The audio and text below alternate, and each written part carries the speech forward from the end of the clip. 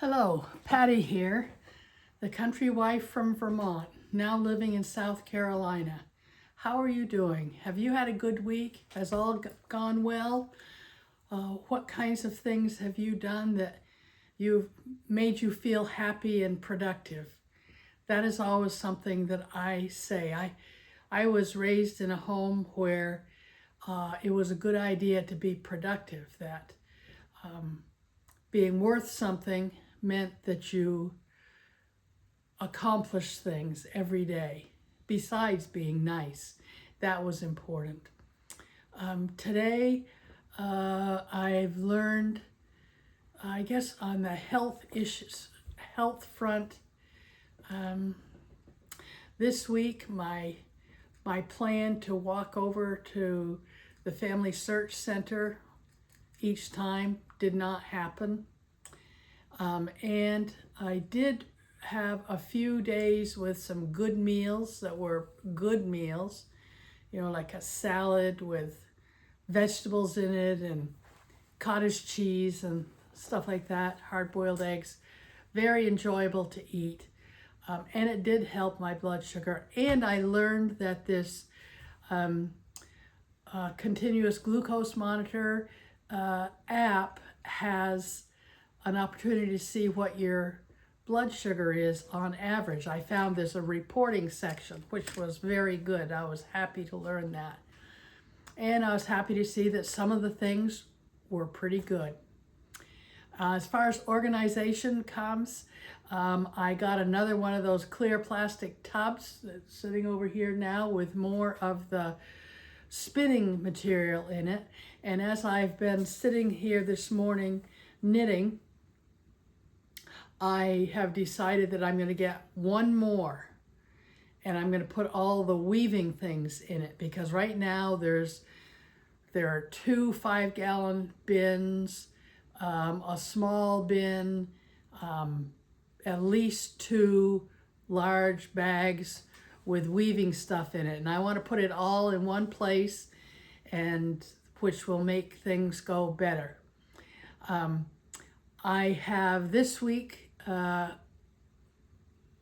accomplished, I've gotten quite a few things done. I've been working on the vest, or making progress. This is now 10 inches from top to bottom. I'm thrilled that I've got that much done. I just now actually timed it. There's 4 rounds in a pattern repeat, and because of the number of stitches that I have to do, so this will fit me, it took me 1 hour and a half to do one inch. And the pattern has you do 11 inches if you want a cropped version, or 17 inches for a full length version. But it happens that I have a short waist, so I think that I am going to knit this so it's 14 inches. So that means that I've got, so this is, I think this was 10. So 11, 12, 13, I've got 4 more inches to go. So 4 times 1.5. That's a long time. I did hope that I would be able to get it done by Sunday night, so that on Monday I could start the armhole and the tops, dividing for the top, the front and back. But I don't know. I found an hour and a half working straight, and I just sat there in the chair. I was by myself, and I just was listening to a book. Actually, it's a book, I've forgotten the author, but I think it's called Everyone in My Family Has Killed Someone. It's set in Australia, and it is delightful is not a good word to use for a murder mystery, but I love the writing. It is a very enjoyable writing. But anyway, so I was listening to the book and knitting, and my hands have had it for now. So no more, at least until this evening. I'm planning to go to, there's a beginning crochet class that I signed up for. And as soon as I signed up for it and paid for it, I thought of a lady that I know that I think would like that class. And I found out she did want to do the class. So I'm going to take her to the class, and I'll sit there and knit, and she can enjoy the class and she can learn to crochet. So speaking of crocheting, I've done a fair amount of crocheting this week. Oh, let's go back. Well, okay, so I was doing these granny squares. They're 4 round granny squares. And unfortunately, I misplaced my 5mm crochet hook. So a couple of these are with a 5.5mm one. So here's a blue one. Here's one with a regular with the 5.0mm, nice. Here's one with a 5.5. And I thought that was fine. It didn't bother me. I was happy. I had been doing them all plain. And then I saw I had this little ball of the variegated. I said, okay, that's fine. I'll do that. But then it's bigger, so we'll see how that goes. But then I thought, you know, I'm trying to use up yarn, so I decided to go ahead and use up a ball of yarn and then just add in the next ball. So I'm actually starting with the smaller balls. And so here's one. I think that looks kind of cool. It's kind of interesting. Wonky, but kind of interesting. Here's another one.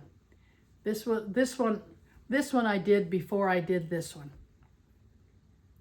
And anyway, so here's this. And then I found one that I had upstairs that still hasn't had the ends woven in, which I'll tighten up the center and weave that in. And then those are ready to put on the blocking board for the crochet S2, 4, 6 to add to it. So those crochet ones, except for this one that has to have the woven in ends, those are done. Another thing, a knitting project that I finished this week was I mostly finished. I haven't done the weaving in of ends. Here is a sock, and it looks wonky, but never mind how it looks. Just look how beautiful that. I just love the pattern, the color work pattern. And it doesn't look like it will fit, but it does. It actually does fit. One thing that I discovered, I won't say I've learned it, but I discovered that you need to read the pattern multiple times. And at every point when you start something different, you need to read it again and make sure you've really got it. Because no problem with the heel flap. That was an easy heel flap. The turning was fine. But then when you get to the gusset and you have to decrease, well, it talked about the 3 different decrease rounds. And on the first 2, you decrease on both sides, and then the third one, you don't decrease. Well, it just happens that I had only decreased, I was supposed to be decreasing on the pattern as well as the gusset. So it looks weird. It looks like I've got a deformed foot, but when my foot goes in there, it's fine. But I am going to do another one, but I have put these guys on hold until Thanksgiving or so. After Thanksgiving, I'll pick up and do the second sock. And the second sock, I will try to be more careful about following the directions and then see how it worked and see if I can live with this one, or if the other one is so much better, I'll have to redo this. We'll see. But I'm calling this a finished object for today. A different kind of finished object is that I sat down at the sewing machine this week. I was thrilled. I cleared off the island so I could do some cutting out on the island, and I got the table a lot cleaned off so I could actually sit there and sew. Wonderful. So I made one of my project bags. So here's a project bag, a zipper project bag, fully lined, you know, no raw edges, you know, these nice tabs here so that it looks nice and works well. So the zipper sliders are not going to come off. And I did the folded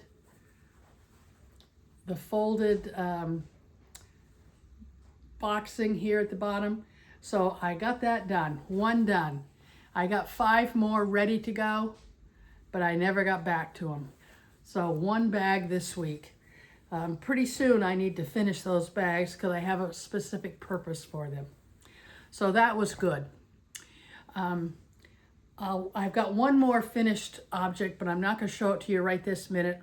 I'm going to tell you about this week. I looked out at the solar dyeing, and I think that within the next week, before next week, I will recover the fiber from the jars of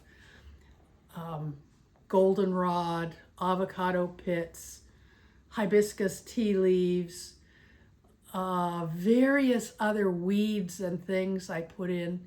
I'll have to remind myself. I wrote on the tag that I put a peel and stick label on each jar so that I could know what it was I put in there, whether I had mordanted the fiber or not, and the date that I started, that I closed them in.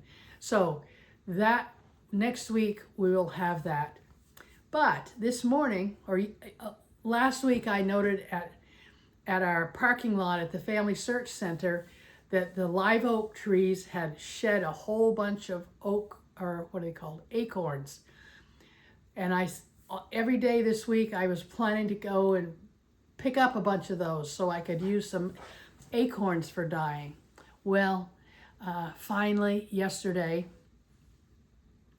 I did take my big old heavy duty dustpan and a broom, and I got a bag of acorns and sticks and leaves.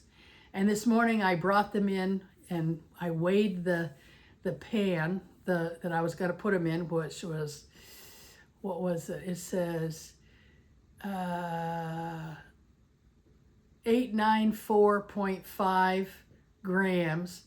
And then with I put in all the, I picked out a bunch of the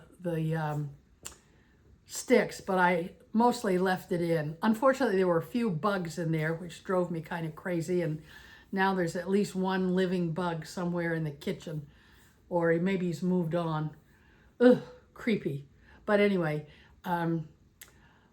maybe if I don't know what I could have done to not have that happen. But anyway, I put those in a pot, and with the pot and that, it was like 2,195 grams. So I'll have to figure out how much acorns I put in there so I'll know what effect that has on how much fiber. But anyway, I put them going this morning, and I put it on the very lowest heat that our burner would go. And after about an hour, it was up to boiling. And I don't know if that's has wrecked the dye or not, but anyway, when I went over there and found that it was boiling, I shut it off and said, okay, we're gonna leave it like this and let it cool. And then pretty soon, like tomorrow, I will put in some fiber and see if we get anything. So when we do the results from the solar dyeing, we can also have the results from the hot dyeing. So, okay, so that's it. That's about the extent. But now one last thing, something that is so cute. I just love this. Night before last, I started watching a video by Sweet Softies on how to make, I think she calls it a spring court granny square. Very cool. She has it for free that you can watch her video to do it, or you can buy it for some amount of money on Ravelry. And I didn't want to spend any more money on patterns for the time being. So I went to the hassle of watching it and stopping and watching it and stopping so I could make it. But then you made 2 of these little granny squares, and then you put them together and see what you get. Isn't that adorable? That's a little tiny fat chicken. I just think it's the cutest thing ever. And you'll note the point of this is that you use worsted weight yarn, and normally a worsted weight yarn you'd use a 5 or a 4.5 hook, but she had you use a 2.75 so you could make it very dense so you could put stuffing in. So this is what we got, and these are 12 millimeter safety eyes. Well, look at that. I didn't put them in very well. Oh, that's funny. Oh well, you're only going to look at one side at a time, right? If you look at the top, you say, oh brother, they didn't go in well. But anyway, there you go, my little chicken. This is the first one. I've decided that when I start a project, if it's something that I think I'm going to make again, that I keep the first one so that I can see if I improve on the next one. So that is it. We did, one last thing is that, excuse me, I started working on the Waterman family genealogy in that line, and so far, well, not so far so good. So far, that's what I'm doing, and that's it. So that's it for today. I hope you have a wonderful week coming up. Tell me about it. I'd love to hear. Subscribe if you'd like to. And hopefully one of these days I'm going to have a video or 2 on how to make some of the things that I'm making so that you can follow along if you want to do them too. So do good, be good. Let's do it now together. Thank you so much for watching and have a great week. Bye now.